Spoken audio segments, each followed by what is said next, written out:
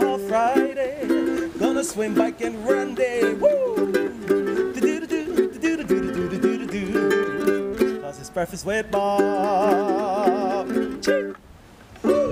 And Pacho Man, welcome back everybody. Day 5, Breakfast with Bob from Kona and Huggo's on the Rocks. My name is Bob Babbitt, brought to you by Master Spas, SFuels, Go Longer, HOKA, Let's Fly, deboer, wetsuits, Form Smart Swim Goggles, Zoot Sports, original triathlon brand, Quintana Roo, Premium Plus Sports, and of course, our Challenged Athletes Foundation. Our next guest, the lead announcer at the first ever women's only Ironman World Championship. Give it up for Joanne Murphy.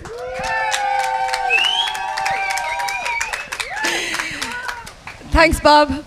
It's kind of a pinch me moment twice here today because you've said lead announcer at an Ironman World Championship, and I'm also on Breakfast with Bob. And everybody back home has been texting me to say, you know, you've really only made it when you've made it onto Breakfast with Bob. And I brought the gang of Irish with us as well. All the Irish here. And I don't think, it's unbelievable. Nobody's ordering alcohol. What the hell? They're all focusing on the race tomorrow. Oh, they're all focusing on the race. Speaking of focusing on the race, when did you get into announcing? Because I saw the athlete part. You've done some amazing things as an athlete. Well, yeah, but the announcing is kind of where the real passion is. So back in 2011, Ironman came to Ireland, to Galway. We had an Ironman 70.3. And you might know him. He was here before for a few years. Mike Riley? Yeah, I remember the name. Do you remember him? I think to be a lead announcer, you have to be Irish. That's part of the deal. Yeah, that's it. Absolutely. Well, Mike Riley was our lead announcer in Galway back then, and he kind of took me under his wing. And the following year, when Ironman came back to Galway, it was Paul Kay who was the announcer with me, and the two of those guys have been huge supporters and advocates for me over the past number of years. So I've just been announcing since then. I was working full-time in fundraising at the time, and then I switched jobs once or twice, and then in 2015 I decided I'd give up my real job. That's what my mother calls it. Yes. And I went into announcing, and she still doesn't realize what I do, but I love it. Was it scary, quitting a real job? It's like, to a certain degree, it's almost like the athlete who makes a decision, okay, I'm going to go give up what I've gone to school for my whole life and go be an athlete. And you're doing it as an announcer. Yeah, it kind of was, but I guess I was kind of always of the opinion that I always worked hard and I was willing to fail. Right. And I knew that if I did fail, that I'd find somewhere else and something else to do. I had left a very significant job to follow my passion for sport. What were you doing? So I was a community fundraising manager for the equivalent of the American Cancer Association in Ireland. Okay. So I managed a team and we raised lots of money for cancer in Ireland. So it was quite a high level job in terms of what I had progressed to in my professional career originally. At the time, my next point would have been to potentially be like a head of fundraising in an organization of that level, or to move into a CEO role. But really my heart at the time was sport. I had been in Kona in 2015 and in 2016 just as a spectator and supporting with some agency stuff for the media agencies in the UK. And I came home from Kona in 2015 and I just said, this is what I want to do. I absolutely love triathlon. I love the buzz of it. I love Ironman. I just want to be part of this community, and with the support of some people, it was, you know, just take the leap of faith and go with it. And look, I'm here. You know, it's taken a long time to get here, but yes, it's amazing to be here. It used to be back in the day, an announcer basically just read off names. You know, so and so ran 29:48, and that was it. And what Mike brought to the table, and I happened to watch his entire career, is he brought entertainment. He brought fun. He made it personal. And so you got to see him up close and personal when you first got exposed to this.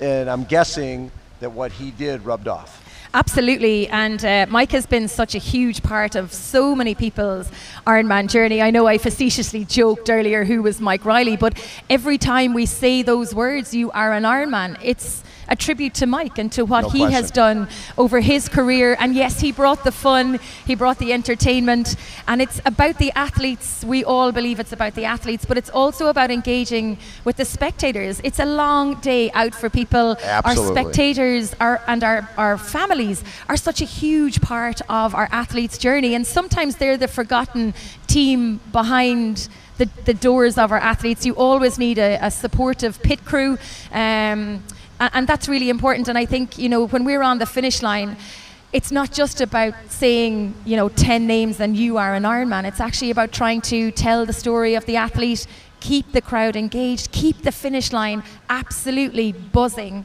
because every single athlete, whether you're the first athlete who crosses the finish line or you're the very last athlete, everybody deserves to have an incredible finish line experience.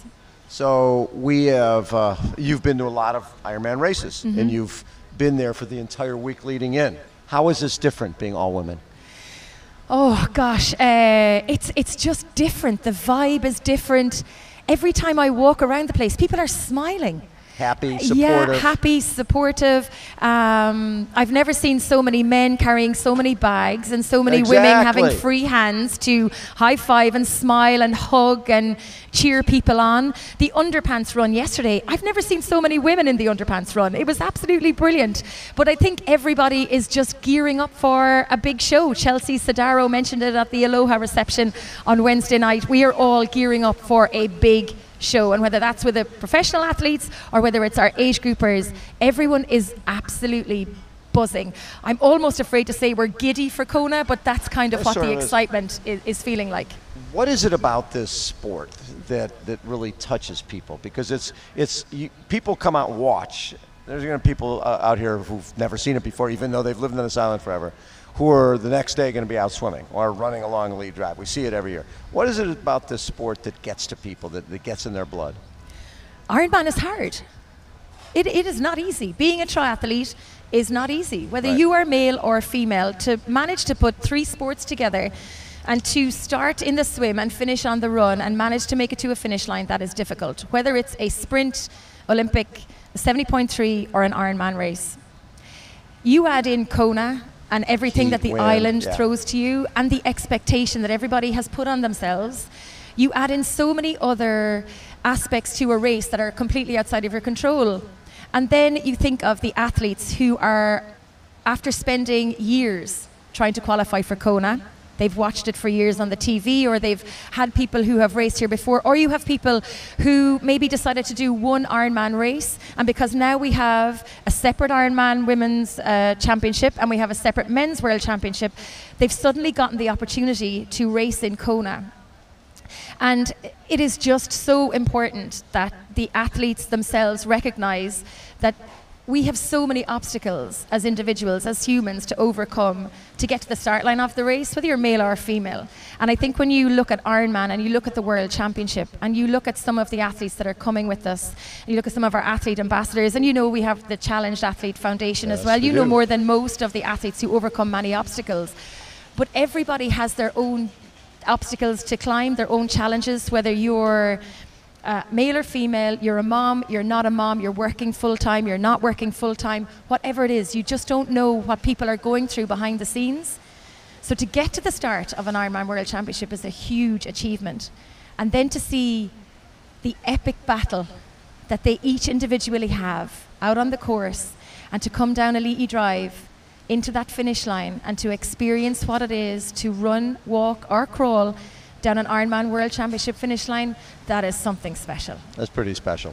So for you as an athlete, did you grow up swim, bike, run? Or team sports? What were you in? Team sport? I was actually an Irish dancer. Irish dancer. All right, show us. No, maybe at the after party here in Huggo's tomorrow night, but I was an Irish dancer for years. I grew up in a really small part of Ireland in County Cork, and we were about 40 minutes drive from the sea.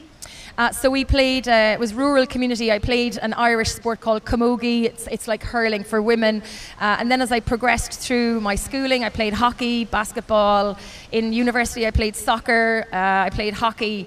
And then it was only when I moved to Galway back in 2004, I actually played rugby at a high level in our province. I was useless. I didn't mind running, but I hated being tackled.